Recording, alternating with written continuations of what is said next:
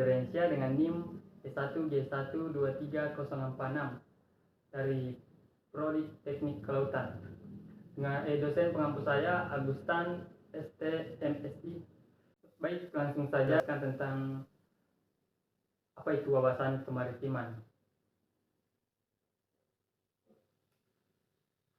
Wawasan kemaritiman adalah konsep politik bangsa Indonesia yang memandang laut dan tanah di bawahnya dan udara di atasnya secara tidak terpisahkan, yang mewujudkan bangsa dan negara secara utuh, mencakup aspek politik, ekonomi, sosial, maupun budaya.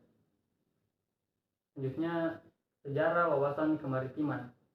Sejarah perkembangan wawasan kemaritiman di Indonesia dimulai dengan Deklarasi De Juanda pada tanggal 13 Desember 1957 yang merupakan dasar untuk mengembangkan wawasan kemaritiman dalam negeri ini. Sejak saat itu, wawasan kemaritiman di Indonesia telah berkembang dengan berbagai peristiwa dan konsep termasuk konsep wawasan Nusantara. Berikut adalah sejarah perkembangan wawasan kemaritiman di Indonesia. Pertama, Deklarasi De Juanda tanggal 13 Desember 1957. Deklarasi ini menjadi dasar untuk mengembangkan wawasan kemaritiman di Indonesia. Yang kedua, wawasan Nusantara. Konsep ini ditindaklanjuti dengan Deklarasi De Juanda yang mengembangkan wawasan kemaritiman dalam konteks Nusantara. Yang ketiga, perkembangan maritim Indonesia. Sejarah maritim di Indonesia telah berkembang dengan berbagai peristiwa dan konsep, termasuk nasionalisme dan perkembangan industri. 4. Gagasan Presiden Joko Widodo. Presiden Joko Widodo mengambil gagasan untuk menjadikan Indonesia sebagai poros maritim dunia yang akan mempengaruhi sejarah perkembangan wawasan kemaritiman di Indonesia. Selanjutnya, wawasan internasional. Wawasan kemaritiman internasional mengacu pada konsep dan strategi untuk membangun Indonesia menjadi negara maritim yang besar, kuat, dan makmur. Tujuan utamanya adalah untuk mengembangkan sektor kelautan dan perikanan, memperkuat konektivitas maritim, dan mengawal visi laut masa depan bangsa. Pemerintah Indonesia memiliki 5 pilar utama dalam mewujudkan Indonesia sebagai poros maritim dunia, yaitu pertama, kedaulatan wilayah laut NKRI, yang kedua revitalisasi sektor-sektor ekonomi kelautan, yang ketiga penguatan dan pengembangan konektivitas maritim, yang keempat rehabilitasi kerusakan lingkungan dan konservasi keanekaragaman hayati, yang kelima peningkatan kualitas dan kuantitas SDM kelautan. Selanjutnya, wawasan regional ASEAN. Wawasan regional ASEAN merujuk pada konsep dan strategi yang diterapkan oleh ASEAN dalam mengelola dan mengembangkan budaya maritim, pengelolaan dan pemanfaatan sumber daya laut, pembangunan infrastruktur dan konektivitas maritim, dan pengembangan ekonomi maritim dan kelautan. ASEAN mencoba mencari ide-ide baru untuk mengelola Laut Cina Selatan, terutama dalam mendorong penerapan kode etik. ASEAN juga menyoroti 3 tantangan yang harus dihadapi, yaitu melemahnya persatuan negara-negara ASEAN, berkurangnya peran ASEAN sebagai pengelola tatanan kawasan, dan pentingnya menjaga strategi otonomi ASEAN yang dipertegas dengan Asia Tenggara, Samudra Pasifik, dan Samudra Hindia. Selanjutnya, wawasan nasional. Wawasan kemaritiman nasional adalah konsep yang meliputi aspek utuh dari segala bidang kehidupan nasional, termasuk aspek ekonomi politik, sosial, budaya, dan lingkungan. Ia mencakup pengembangan dan pengelolaan kemaritiman seperti pemeliharaan keamanan dan penegakan hukum, pengembangan tata kelola, pengembangan budaya kemaritiman, dan kajian potensi sumber daya alam kelautan. Wawasan kemaritiman nasional juga mencakup kajian pengelolaan konservasi keamanan dan penegakan hukum wilayah kemaritiman, serta pengembangan tata kelola kelautan. Selanjutnya, wawasan lokal Sulawesi Tenggara. Wawasan lokal di Sulawesi Tenggara mencakup aspek ekonomi, sosial, dan budaya yang berkaitan dengan lautan dan kehidupan maritim di daerah tersebut. Provinsi ini memiliki dua suku yang sangat dikenal sebagai suku yang mendiami wilayah kemaritiman, yaitu suku Buton dan suku Bajo. Kondisi perekonomian di Sulawesi Tenggara belum termanfaatkan secara optimal, sehingga potensi sektor-sektor perikanan masih melebihi dari yang seharusnya. Pengembangan ekonomi maritim di Sulawesi Tenggara dapat membantu mengatasi kemiskinan pada nelayan dan memperkuat ekonomi produktif.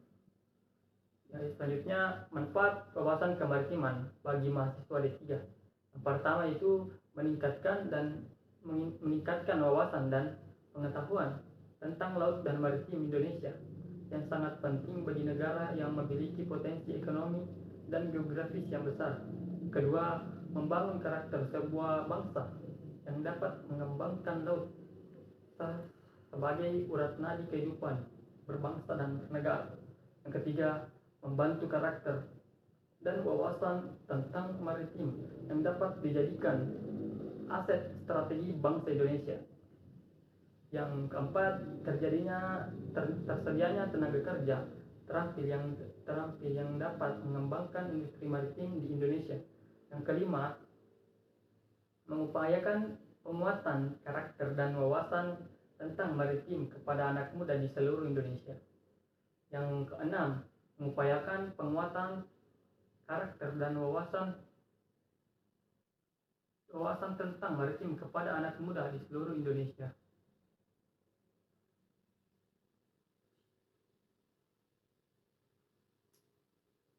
Selanjutnya, luas laut dunia.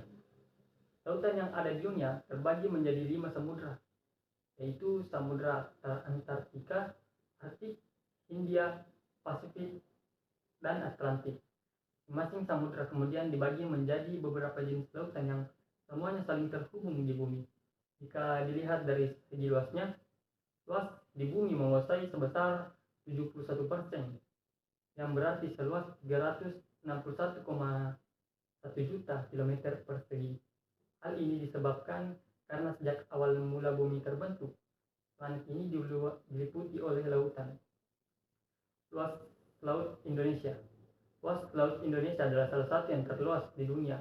Secara keseluruhan, Indonesia memiliki zona eksklusif atau sea seluas sekitar 6,4 juta kilometer persegi. Ini meliputi perairan di sekitar ribuan pulau yang membentang dari Sabang di ujung barat hingga Merauke di ujung timur Indonesia. Luasnya membuat Indonesia memiliki kekayaan alam laut yang besar dan beragam, memiliki peran penting dalam ekonomi, perdagangan, transportasi, dan keamanan regional. Keanekaragaman sumber daya alam lautnya mendukung sektor-sektor seperti perikanan, pariwisata laut, dan energi terbarukan. Selanjutnya, panjang pantai di seluruh dunia. Panjang pantai di seluruh dunia sulit untuk diukur dengan presisi karena pantai seringkali berliku-liku dan memiliki berbagai bentuk. Namun, perkiraan yang sering dikutip adalah sekitar 356.000 km. Perbedaan dalam pengukuran dapat terjadi karena metodologi yang berbeda digunakan dalam mengukur pantai, termasuk apakah garis pantai yang lurus atau jika mengikuti setiap kontur. Pantai adalah fitur geografis yang sangat penting dan bervariasi di seluruh dunia, memberikan habitat untuk kehidupan laut dan memberikan nilai ekonomi dan rekreasional bagi manusia. Selanjutnya, panjang pantai di Indonesia. Panjang pantai di Indonesia bervariasi tergantung pada cara pengukuran yang digunakan, karena pantai-pantai di Indonesia memiliki berbagai bentuk dan lengkungan. Perkiraan panjang pantai Indonesia berkisar antara 54.720 km hingga lebih dari 100.000 km, tergantung pada sumber data dan metodologi pengukuran yang digunakan. Indonesia memiliki pantai yang panjangnya mencakup ribuan pulau-pulau yang tersebar dari Sabang di ujung barat hingga Merauke di ujung timur, serta garis pantai yang berliku-liku di sepanjang kepulauan dan daratan. Selanjutnya, jumlah pulau di seluruh dunia. Jumlah pulau yang ada di seluruh dunia sangat beragam, tergantung pada geografi dan wilayah negara tersebut. Berikut adalah beberapa negara dengan jumlah pulau terbanyak di dunia. Yang pertama itu Swedia. Jumlah pulau yang ada di Swedia sekitar 270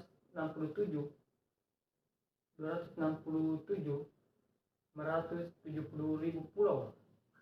Kedua, Norwegia memiliki sekitar 239.057 pulau. Yang ketiga, Finlandia memiliki sekitar 178.947 pulau. Yang keempat, Kanada memiliki 52.455 pulau. Yang kelima, Amerika Serikat memiliki sekitar 18.617 pulau. Yang keenam yaitu Indonesia memiliki 17.504 pulau. Yang ketujuh, Australia memiliki 8.222 pulau. Dan yang ke-8, Filipina memiliki 706.641 pulau. Yang ke-9, Jepang memiliki sekitar 6.852 pulau. Dan yang ke-10, Chili memiliki sekitar 5.000 pulau yang tersebar di wilayah tersebut. Selanjutnya, jumlah pulau di Indonesia. Indonesia dikenal sebagai negara kepulauan dengan ribuan pulau yang tersebar di seluruh kepulauannya. Jumlah pasti pulau di Indonesia yang seringkali sulit untuk ditentukan karena tergantung pada definisi pulau yang digunakan dan perubahan kondisi geografis, termasuk pasang surut dan perubahan iklim.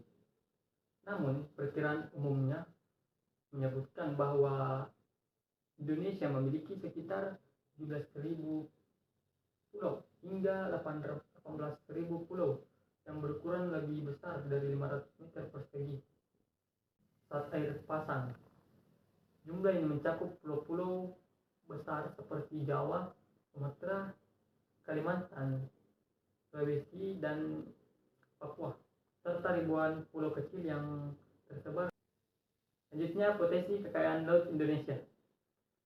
Yang pertama yaitu tembakau. Tembakau memiliki fungsi ekologis dan ekonomis seperti habitat untuk berlindung, berkembang biak, dan mencari makan, serta untuk melindungi pantai dari abrasi udara laut. Hutan bakau di Indonesia mencapai angka 3.617.000 hektar. Yang kedua, terumbu karang. Indonesia memiliki luas terumbu karang yang terbesar di dunia, sekitar 284.300 km, yang memiliki banyak manfaat mulai dari ekonomis, ekologis, hingga sosial ekonomi. Dan yang ketiga, pertambangan dan energi. Indonesia memiliki potensi sumber daya laut untuk pertambangan dan energi, termasuk minyak bumi, gas alam, dan batu bara. Yang keempat, Padang Lamun. Padang Lamun adalah kawasan laut yang sangat dalam dan terbatas yang dapat menjadi sumber daya laut yang penting bagi masyarakat Indonesia. Yang kelima, rumput laut. Indonesia memiliki berbagai jenis rumput laut yang dapat dimanfaatkan sebagai sumber daya laut. Selanjutnya, potensi wisata laut Indonesia dan Sulawesi Tenggara. Potensi wisata bahar di Indonesia sangat luas dan menarik, terutama karena keanekaragaman ekosistem lautannya yang melimpah. Beberapa potensi wisata bahari di Indonesia itu yang pertama, terumbu karang. Indonesia memiliki luas terumbu karang terbesar di dunia, sekitar 84.300 km persegi. Kedua, hutan mangrove. Indonesia memiliki hutan bakau yang luas sekitar 3.617 hektar. Ketiga, ikan dan karang. Indonesia memiliki 590 jenis karang, 2.057 ikan karang, 12 jenis lamun, 34 jenis mangrove, 1.512 jenis crustacean, 6 jenis penyu, 650 jenis ong, 24 jenis mamalia laut, dan 463 titik kapal tenggelam. Yang keempat, pantai dan laut. Indonesia memiliki berbagai pantai yang indah. Yang selanjutnya, Sulawesi Tenggara memiliki potensi wisata bahar yang besar dengan keunikan gugusan pulau dan pantai, diantaranya Taman Nasional Wakatobi, Pantai Nirwana, Pulau Bokori, Pulau Labengki, Benteng Keraton Buton, air terjun Moramu. Potensi transportasi laut Indonesia dan Sulawesi Tenggara. Potensi transportasi laut Indonesia sangat penting bagi perekonomian negara ini, terutama karena Indonesia merupakan negara kepulauan terbesar di dunia. Transportasi laut memiliki peran penting sebagai sarana pengangkutan barang dalam dan luar negeri. Indonesia memiliki 2.392 pelabuhan resmi dan lebih banyak lagi pelabuhan tidak resmi. Namun daya saing angkutan laut Indonesia masih rendah, sehingga armada dengan bendera asing masih mendominasi transportasi laut. Dan selanjutnya, transportasi laut di Sulawesi Tenggara memiliki potensi yang signifikan untuk mendukung konektivitas dan pembangunan wilayah. Pembangunan pelabuhan di daerah ini menjadi infrastruktur kunci dalam melayani mobilitas barang dan orang, serta memajukan perekonomian daerah. Pada tahun 2020 terjadi peningkatan 14,2% dalam jumlah sarana angkutan laut di Indonesia. Pelabuhan di Sulawesi Tenggara seperti pelabuhan penyeberangan Kaledupa, Tomia, dan Binongko berperan penting dalam merajut konektivitas antar daerah tertinggal, terpencil, terdepan, dan perbatasan ke daerah yang lebih maju. Selanjutnya itu situasi perbatasan laut di Indonesia. Indonesia memiliki wilayah perbatasan laut dengan 10 negara tetangga, yaitu India, Singapura, Malaysia, Thailand, Vietnam, Filipina, Palau, Australia, Timur Leste, dan Papua Nugini. Perbatasan laut Indonesia dibagi menjadi beberapa jenis, seperti laut wilayah teritorial, perairan pedalaman, dan perairan kepulauan. Pemerintah Indonesia telah mengelola wilayah perbatasan laut dengan menggunakan Badan Nasional Pengelolaan Perbatasan atau BNPB. Pemerintah Indonesia juga memiliki Undang-Undang Nomor 43 Tahun 2008 tentang wilayah negara yang menyebutkan bahwa negara terdiri dari wilayah darat, wilayah perairan, dasar laut, dan tanah di bawahnya, serta ruang udara di atasnya, termasuk seluruh sumber kekayaan yang terkandung di dalamnya. Selanjutnya, kebijakan yang dilakukan dalam pengembangan kawasan perbatasan adalah mempercepat pembangunan kawasan perbatasan di berbagai, terutama peningkatan bidang ekonomi, sosial, dan keamanan, serta peningkatan keselamatan dan kesehatan. Pemerintah Indonesia juga mengelola wilayah perbatasan laut dengan menggunakan badan geologi yang sangat strategis dalam mengelola wilayah perbatasan negara Kesatuan Republik Indonesia. Itu saja penjelasan dari saya. Apabila ada kesalahan kata, mohon dimaafkan. Sekian dan terima kasih. Assalamualaikum warahmatullahi wabarakatuh.